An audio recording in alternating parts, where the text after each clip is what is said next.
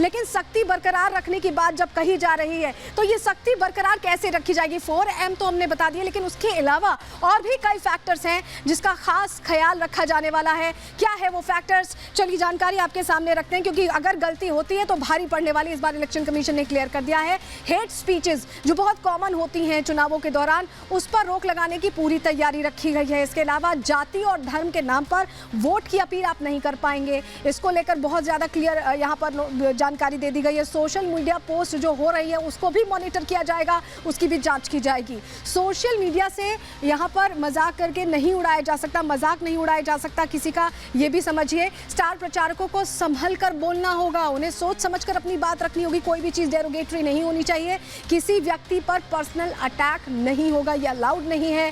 साड़ी, तोहफे जैसे आइटम्स जो हैं उन्हें नहीं दिया जा सकता। विज्ञापन और खबर में जो अंतर है वो दिखाई देना चाहिए, बताना पड़ेगा अंतर। ये तमाम जो पार्टीज हैं उनको क्लियर किया गया है। प्रचार में बच्चों का इस्तेमाल बिल्कुल नहीं होने दिया जाएगा, पैसों का भी गलत इस्तेमाल नहीं होने देंगे, उसको लेकर पहले ही मॉनिटरिंग की बात है।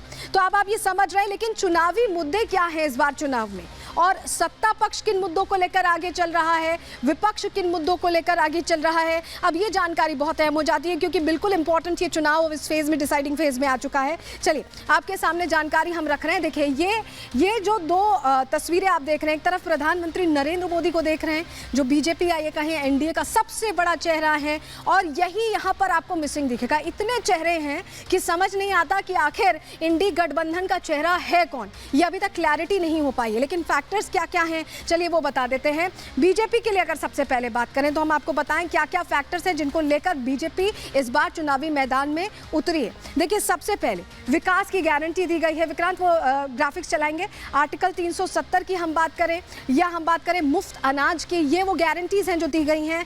परिवारवाद को लेकर सवाल पूछे गए हैं, क्योंकि यहाँ पर परिवारवादी पार्टी ने ये बार बार प्रधानमंत्री कहते रहे हैं। सीए को लागू कर दिया गया, जो वादा था उस पर एक्शन लेते हुए, और राम मंदिर निर्माण का जो सपना देखा था वो भी पूरा किया गया है। अब विपक्ष की बात कर लेते हैं। विपक्ष ने सबसे पहले मुद्दा उठाया चुनावी बॉन्ड का। इसके अलावा पेपर लीक को मुद्दा बनाया गया, हाल ही में कई जगहों पर पेपर लीक हुए हैं। उसके अलावा बेरोजगारी को मुद्दा विपक्ष बना रहा है, महंगाई को मुद्दा बनाया है, किसानों को मुद्दा बनाया है, और जातीय जनगणना को। लेकिन समस्या विपक्ष की एक ही है कि कोई भी मुद्दा अगर आप बनाते हैं तो उसके लिए आपको जनता के बीच जाना होगा, लेकिन यहाँ पर जनता के बीच जाने का मौका शायद विपक्ष चेहरे नहीं तय कर पा रहा, चाहे ये कहें कि वो मौका नहीं तय कर पा रहा, और उसका फायदा सीधे सीधे यहाँ पर मिलता है भारतीय जनता पार्टी को, क्योंकि भारतीय जनता पार्टी बहुत बखूबी समझती है कि विकास का जो उन्होंने काम किया उसको जनता के बीच कैसे ले जाना है। जनता क्या सोचती है, लोग क्या सोचते हैं, दोनों को लेकर, सत्ता पक्ष और विपक्ष को लेकर, उनकी संभावनाओं को लेकर एक बार आपको सुनवा देते हैं।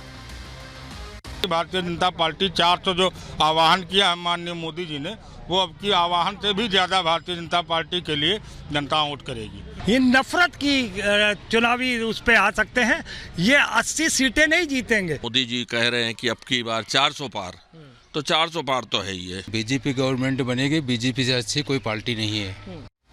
तो चलिए मिक्स्ड रिएक्शंस है, लेकिन ये समझिए ये वही जनता है जो अंदर जब वोट करने जाती है तो मूड चेंज भी हो जाता है। लेकिन महिलाओं पर इस बार पार्टियां खूब दांव खेल रही हैं, और उनको ऐसा लग रहा है कि जब महिलाओं को अगर वो अपनी तरफ खींच लेती हैं तो जीत का जो प्रतिशत है, जो आंकड़ा है, उसे छूने में आसानी होगी। क्यों हम ऐसा कह रहे हैं, चलिए जानकारी आपको बता रहे हैं। ये देखिए सबसे पहले आप 2019 का ये आंकड़ा देखिए, जो महिला वोटर्स थी 43.1 करोड़ महिला वोटर्स थी, और 2024 में अभी जो आंकड़ा है महिला वोटर्स का, आप देखिए कितना मैसिव इंक्रीज है, कितनी बड़ी बढ़त है।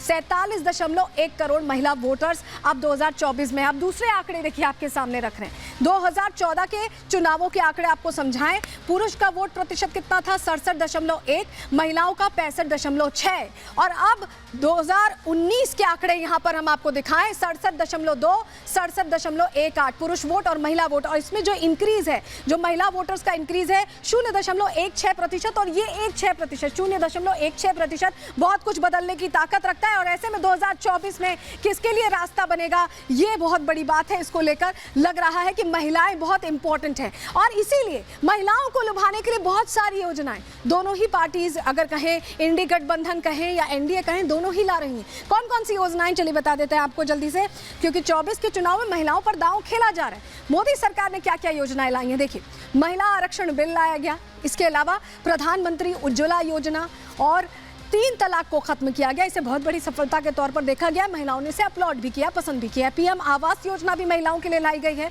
बेटी पढ़ाओ बेटी बचाओ ये वो योजना है। जन धन योजना जो खास तौर से महिलाओं के लिए लाई गई है। सुकन्या समृद्धि योजना भी भारतीय जनता पार्टी की सरकार में आई है। महिला पोषण योजना भी लाई गई है। इसके अलावा लखपति दीदी योजना, इससे बहुत सारी महिलाओं को एक तरह से सशक्तिकरण के रास्ते पर ले जाया जा रहा है। वहीं सेना में परमानेंट कमीशन की भी योजना लाई गई है। अब बात हम कर ले रहे हैं विपक्ष की समझिए तो दिल्ली में महिला सम्मान योजना, अभी जब बजट आया है तब ये योजना इंट्रोड्यूस की गई है। पंजाब में हर महीने महिलाओं को 1000 रुपए दिए जाते हैं। ये विपक्ष की योजनाएं। तमिलनाडु की बात करो तो यहाँ भी 1000 रुपए दिए जाते हैं। इसके अलावा हिमाचल की बात कर लेते हैं। इंदिरा गांधी प्यारी बहना सुख सम्मान योजना, लाडली बहना योजना की तर्ज पर इसे लाया गया है जो मध्य प्रदेश की थी।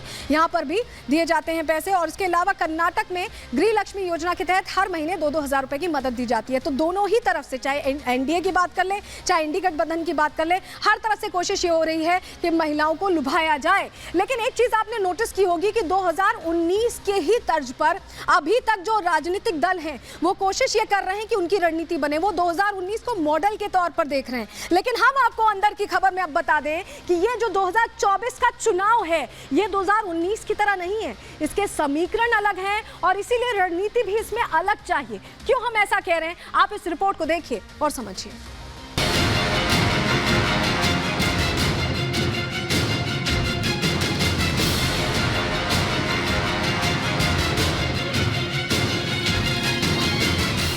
दुनिया के सबसे बड़े लोकतंत्र में चुनाव की तारीखों का ऐलान हो चुका है। चुनाव के ऐलान से पहले सभी राजनीतिक दलों ने एड़ी चोटी का जोर लगा दिया। जो भी दल जो कुछ भी कर सकते थे वो सब कुछ कर चुके हैं। राजनीतिक दलों ने 24 के लिए जो कुछ भी समीकरण बैठाए हैं वो 2019 के नतीजों के आधार पर हैं। लेकिन 24 में 19 वाला समीकरण बदल चुका है। भाजपा की आंधी चल रही है, तूफान चल रहा है और उस तूफान में सब परेशान हैं। इसलिए अब की बार 400 पार, फिर एक बार प्रचंड बहुमत की मोदी सरकार। 2019 के लोकसभा चुनावों के मुकाबले इस बार गठबंधनों का गणित भी बहुत अलग नजर आ रहा है। कई पार्टियां जो पिछले चुनाव में विपक्षी खेमे में थी अब वो एनडीए के पाले में हैं।